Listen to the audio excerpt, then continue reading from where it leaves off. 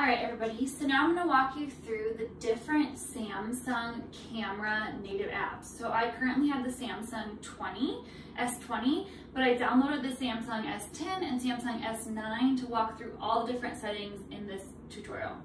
So we're starting with the Samsung S20, and when you first land on the camera, we're gonna go from on the top bar first. On the top right, you've got your filters. I'm not gonna open the filters because again, I don't like for you guys to be shooting with filters, so we're not even gonna go over those.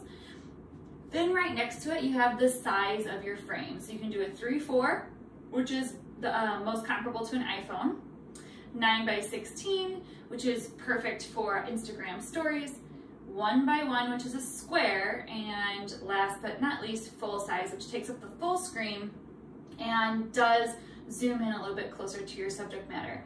I'm going to keep it on 9:16. Then right next to that we have the self timer, and that will be really great to use if and when you're ever trying to capture a live action shot. I do not have any photo challenges for you with a self timer, but self-explanatory. Next to that we have the flash button. Again, I advise never using it for food photography because it washes everything out. Then we have the settings right here. When you first open the settings, at the very top, the option says hold shutter button 2. If you open that, to take a picture, to take a burst shot, or to create a GIF. So whenever I am talking about doing a burst shot, that's where you're gonna go change that. And you'll see me do it coming up, but I just wanted to point out, you have to go in there each time. If you're on the Android S20, you're gonna have to go in there to change it between burst and GIF. Then just down from that, there's an HDR setting.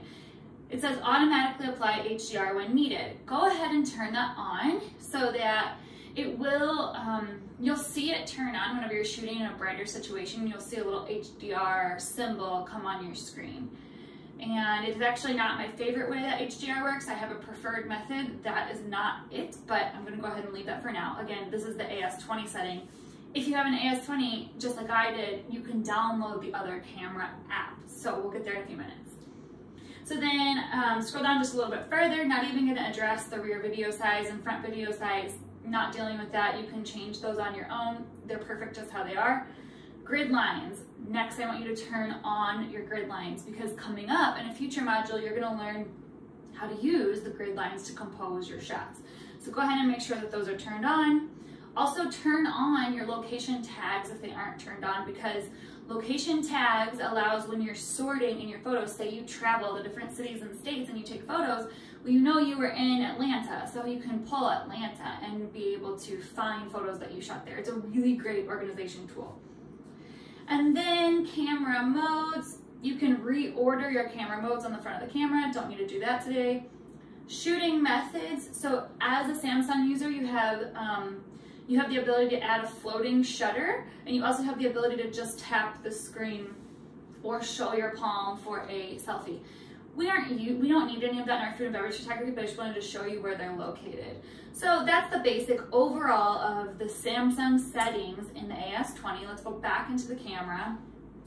And then at the very bottom, you can obviously change between video, photo, live focus, professional mode, which we're not going to delve into in this course, but of course, again, just play with it. You're not going to mess anything up if you feel like playing with it. And panorama. So we're not going to do panoramas. You don't really need those for food. Let's close out of here, and let's go ahead and open let's start with the older one, S9. They're both very similar, so I just want to go all the way back as far as I could. So I opened the camera app, and at the very top, you've got your settings, camera settings. Picture size, you can change on the front. All of that you can change on the front. So long press control, and here, same thing. You have to come into your settings, and where it says long press control, it's either record video or burst shooting. So again, once I get to asking you to shoot bursts, that's where you go into change your burst shooting. Again, Samsung Galaxy S9 camera app. Right in here you have your grid lines, 3x3. Make sure you have your 3x3 grid lines turned on because again, we'll learn about how and why to use those later. And you can also add your floating camera button. and there's nothing else we need to change. So that's our quick overview of the camera settings in the Galaxy S9. Then right next to it, you've got this 3 little dots. Right here, you can also turn on your grid. So the very top level, we start with HDR. I love this camera app because I want you to turn on or turn off your HDR when you need to use it. That's coming up after this video. We're gonna go over different shooting modes and I'm gonna cover HDR, but remember that in the Samsung S9 and S10, you can control your HDR setting, and I really prefer that you do that. So the very top one is you can either turn on HDR or you can tap it again to turn it off. When it's yellow, it means it's turned on. Right next to that, you've got your pro settings. Again, we're not going to use those. That's in a different training, but you can start playing with them if you'd like. I'm gonna go ahead and turn off pro mode. If you don't have your grid on, turn it on. The touch option right next to that is to touch the screen to take a photo. Again, I'm not gonna use that. Self-timer, self-explanatory, sound, self-explanatory. I don't know what the mirror is. I'm guessing it's gonna flip the image if you want it to. Blur, foodie, and collage. So I'm gonna cover blur and foodie setting for you guys because again, I want you to play around with testing those out and see how you like them. And I'm not gonna do collage and I'm not gonna do reduction because we don't need to be using those in our photos. So that's an overview of where all of the menu options are gonna be when it comes time to shoot in those methods. Then right next to that, you've got all of your orientation. So 9:16, 1:1, 3:4. I don't know what these little grid things are.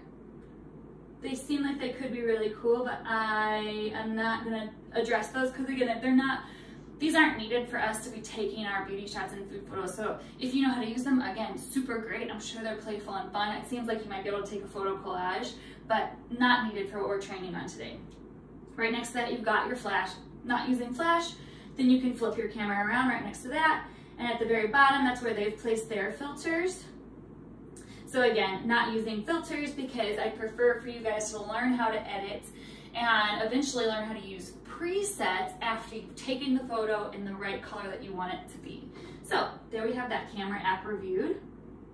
Let's do our last one. All right, so now I have the S10, the Galaxy S10 camera app open. It's fairly similar to the Galaxy S9. It does have a couple additional settings, including the fact that you can change between all 3 lenses. I mentioned that in video 1, which is bizarre to me because this is a Galaxy S20. It has 3 lenses, but in the S20 camera app, I can't shift between all 3 lenses. So my preferred camera app for this phone will be this Galaxy S10 app because I will want to shift between all 3 lenses. And you could see the difference right there, right away. So in the upper right, we'll start in the upper right again, you've got your filters. We're not going to use any of those to shoot with. Again, drilling at home, I don't want you using filters to shoot with. I'd rather you learn how to take your pictures in the proper method and then edit properly. You can use presets later, and we'll go through that in the next course. Next to that, you've got your image size. So we've gone over that a couple times. You can shift between 4:3 or 9:16, it looks like. Right next to that, you've got your flash, not using flash. Then we've got the settings area. So again, right here, you can turn on your grid. Go ahead and turn that on. Right next to that, you can either turn on or turn off HDR, which again, coming up in the next training, I'm going to teach you how and why and when to use the HDR setting. And again, in both the S9 and the S10 camera app, it's better because you can control it, while on the S20, it's automatic, and you don't want it automatically running all the time. So then we've got touch to take a photo, timer, sound, vignette, blur, straighten, blur and straighten. So blur is going to be just like the live mode and the blur that we do in the S9. It doesn't look like it has foodie mode in this menu. The straighten option is going to help you, it shows a little level when you're taking your photos, and it will show you if you're perfectly squared up or not. I think it's really great to use. Some people don't. I would advise playing around with it. And yeah, and then we can go into settings again if you want, just in case there's anything in here. Location tags, I would go ahead and turn those on. Allow while using the app. again, so that when you're looking through your archive, you can find things based on your travel. It just helps with organization and management. And the rest, the grid lines are already on, but you can control that in the front. So that's how you control and switch your camera settings. Okay, and then at the very bottom, I already showed you, so the same functionality with AE/AF lock, so you'll press, and you should be able to press and hold, yeah, press and hold, and it turns red on this camera, or when you press it, and then there comes your, oops, and you get your little red circle around the item that you want to shoot.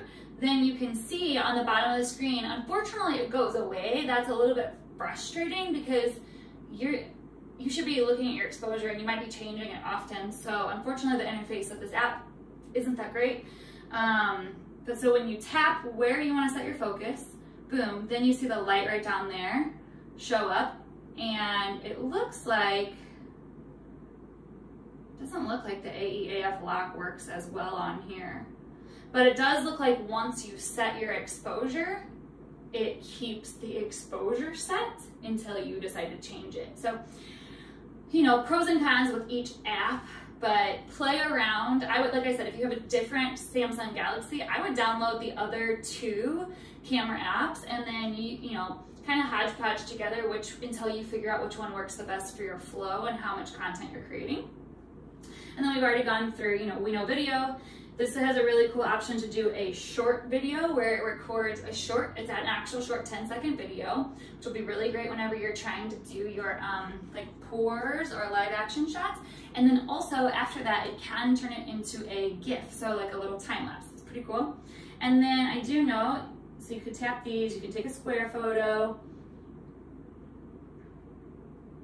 And last but not least, they have foodie mode, and I'm not going to cover that in this tutorial, but I do, coming up in the next tutorial, we're going to walk through the different shooting modes and how and when to use them, and then you'll have a photo challenge to follow that. So there's a walkthrough of all of the Samsung Galaxy camera settings that we'll be covering in our next video.